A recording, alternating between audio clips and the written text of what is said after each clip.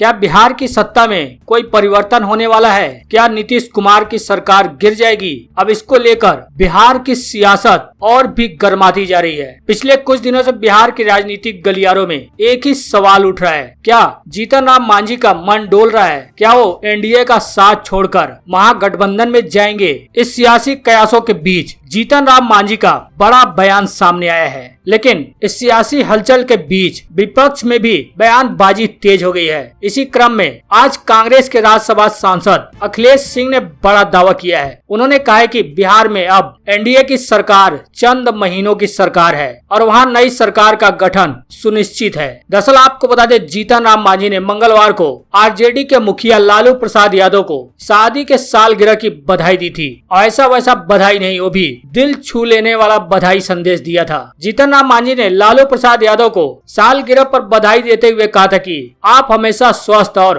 खुशहाल रहकर जनता की सेवा करते रहे, यही कामना है। मांझी की इस बधाई के बाद बिहार के राजनीतिक गलियारों में चर्चा का बाजार और भी गर्म हो गया। वहीं कांग्रेस के नेता अखिलेश सिंह ने कहा है कि बिहार में आरजेडी सरकार को लीड करेगी। बिहार के पूर्व मुख्यमंत्री यानी जीतन राम मांझी और हम के राष्ट्रीय अध्यक्ष और वहीं वीआईपी के प्रमुख मुकेश सहनी को लेकर भी कांग्रेस नेता ने बड़ा दावा किया है। उन्होंने कहा है कि मंत्री बनकर भी हाथ पर हाथ रखकर बैठे रहने किसे अच्छा लगता है। मांझी और सहनी कोई भी वहां ठीक महसूस नहीं कर रहा है। बिहार में नीतीश कुमार के खिलाफ जनादेश आया था और वह जबरदस्ती के मुख्यमंत्री बने हुए हैं। दरअसल जीतन राम मांझी को लेकर ऐसे अटकलें क्यों लगाए जा रहे हैं? दरअसल पिछले कुछ दिनों से जीतन राम मांझी की ओर से कुछ ऐसे ट्वीट्स किए जा रहे हैं और बयान सामने आ रहे हैं, जिसको लेकर बिहार की सियासी गलियारों में चर्चाओं का बाजार गर्म है। जीतन राम मांझी ने 23 मई को एक ट्वीट कर वैक्सीन के बाद दिए जाने वाले सर्टिफिकेट में प्रधानमंत्री नरेंद्र मोदी की तस्वीर होने पर आपत्ति जताई थी। साथ ही उन्होंने कहा था कि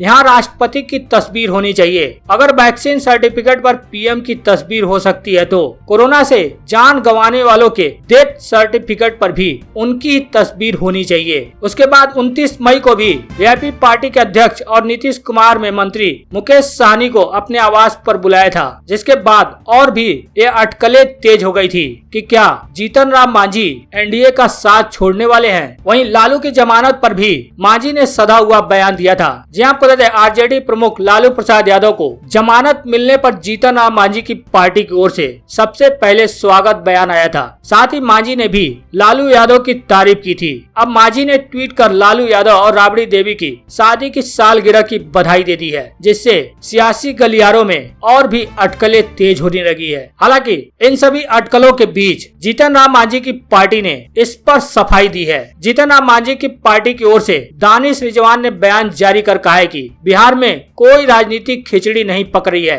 रिजवान ने कहा है कि मांझी में जब तक प्राण है तब तक वो नीतीश कुमार के साथ रहेंगे। मौजूदा सरकार को कोई खतरा नहीं है। यानी कि देखा जाए तो मांझी की पार्टी की ओर से जो बयान जारी किया गया है उसके मुताबिक जीतन राम मांझी अभी एनडीए के साथ ही रहेंगे। हालांकि कांग्रेस और आरजेडी ने कहा है कि संभावनाएं कभी खत्म नहीं होती हैं। कांग्रेस प्रवक्ता प्रेमचंद मिश्रा का कहना है कि जिसे भी जहां सम्मान मिलेगा वह वहां जाने के लिए स्वतंत्र है। वहीं आरजेडी प्रमुख मृत्युंजय तिवारी का भी कहना है कि राजनीति में संभावनाएं हमेशा बनी होती हैं। मांझी का मन डोल रहा है, बहुत जल्द नीतीश कुमार की सरकार जाने वाली है। यहाँ याद दिला दे कि जब जीतन राम मांझी महागठबंधन से अलग हुए थे तो उन्होंने कहा था कि लालू प्रसाद यादव के कहने पर वह पार्टी गठबंधन में आए थे। उन्होंने तेजस्वी यादव पर आरोप लगाया था कि वह किसी की बात नहीं सुनते हैं। हालांकि लालू यादव को जब जमानत मिली तब से ही बिहार की सियासी राजनीति में अटकलबाजी तेज हो गई थी। वहीं आपको बता दें, बंगाल में भी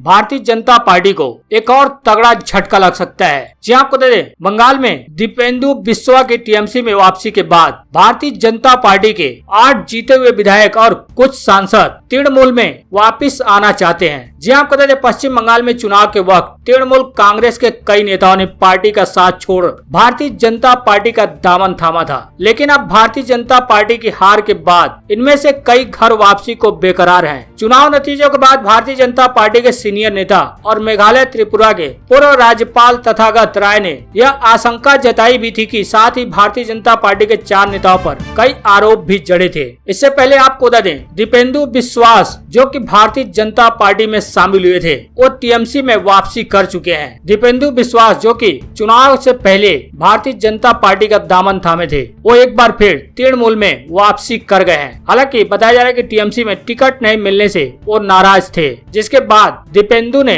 बीजेपी का दामन थाम लिया था। लेकिन जब चुनाव में वे जीत नहीं दर्ज कर सके तो उनका भारतीय जनता पार्टी से एक बार फिर मोह भंग हो गया। उन्होंने वापस से टीएमसी ज्वाइन करना ही उचित समझा। हालांकि दीपेंदु से पहले सोनाली गुहा, सरला मुर्मू टीएमसी में घर वापसी कर चुकी हैं। इन दोनों नेताओं के बाद दीपेंदु बिश्वास ने भी घर वापसी की गुहार लगाई थी। उन्होंने इसके लिए टीएमसी अध्यक्ष और बंगाल की मुख्यमंत्री ममता बनर्जी को पत्र लिखा था। ममता बनर्जी को लिखे अपने पत्र में दीपेंदु बिश्वास ने कहा था कि उन्होंने पार्टी छोड़कर एक बुरा फैसला लिया और वापस लौटना चाहते हैं। उन्होंने कहा कि पद छोड़ने का उन्हें उनका निर्णय भावनात्मक था और उन्हें निष्क्रिय होने का डर था। उन्होंने बसीरहाट दक्षिण निर्वाचन क्षेत्र के लिए काम करने की इच्छा भी व्यक्त की है। लेकिन अब बताया जा रहा है कि भारतीय जनता पार्टी के 8 जीते हुए विधायक और कुछ सांसद तृणमूल में वापसी कर सकते हैं। तथागत राय ने एक समाचार चैनल से बात करते हुए कहा कि मेरी आशंका सही साबित हुई है। मुझे लगता है कि तृणमूल से आए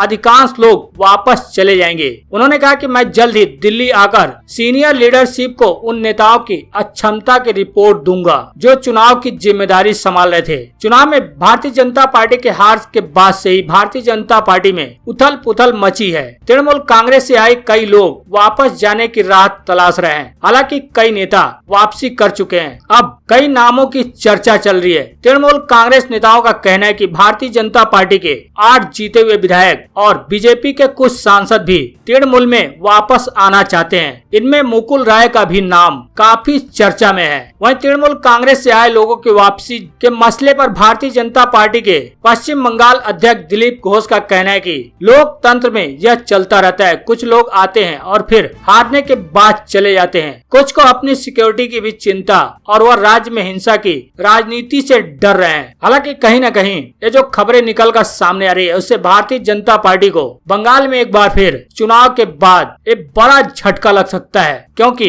इन 8 जीते हुए विधायकों में से और जो सांसद हैं उनमें से मुकुल राय सबसे बड़े नेता हैं। अगर इनकी टीएमसी में वापसी होती है तो भारतीय जनता पार्टी के लिए ये बड़ा झटका माना जा सकता है। वहीं बंगाल में पूर्व गृह सचिव अल्पन बंदोपाध्याय को लेकर ममता बनर्जी का एक नया बयान सामने आया है। जी आपको बता दें, पश्चिम बंगाल की मुख्यमंत्री ममता बनर्जी ने आज दावा किया है कि अल्पन बंदोपाध्याय जो अध्याय चल रहा था अब वो बंद हो चुका है। लेकिन उन्होंने पुरजोर शब्दों में कहा कि केंद्र सरकार में शामिल नहीं होने को लेकर उपजे विवाद के मसले पर उनका प्रशासन पूर्व मुख्य सचिव के साथ खड़ा है। ममता ने एक सवाल के जवाब में पत्रकारों से कहा कि अल्पन बंदोपाध्याय अध्याय अब समाप्त हो चुका है। उनके आसपास कुछ भी घटित हो रहा है उसमें पश्चिम बंगाल सरकार अल्पन बंदोपाध्याय को पूरा समर्थन देगी। जी आपको बता दें, अल्पन बंदोपाध्याय 31 मई को सेवानिवृत्त होने वाले थे, लेकिन राज्य ने हाल ही में उनके कार्यकाल को 3 महीने के बढ़ाने की अनुमति मांगी थी। हालांकि बताया जा रहा है कि वो अनुमति मिल गई थी, लेकिन अचानक से ही उन्होंने अपने पद से इस्तीफा दे दिया। प्रधानमंत्री मोदी के बैठक के दौरान पूर्व मुख्य सचिव वहां उपस्थित नहीं हुए थे, जिसके कारण और विवाद बढ़ गया। हालांकि केंद्र और ममता बनर्जी के बीच पहले से ही काफी रस्साकसी चल रही है, लेकिन इसके बाद और भी ज्यादा तनाव बढ़ गया जब पूर्व मुख्य सचिव प्रधानमंत्री मोदी की बैठक में नहीं पहुंचे तो उनके खिलाफ गृह मंत्रालय ने आपदा प्रबंधन अधिनियम के तहत बंदोपाध्याय को कारण बताओ नोटिस जारी किया, जिसमें 2 साल तक की कैद का प्रावधान है। हालांकि ममता बनर्जी ने उनके इस्तीफे के तुरंत बाद उन्हें अपना मुख्य सलाहकार घोषित कर दिया था।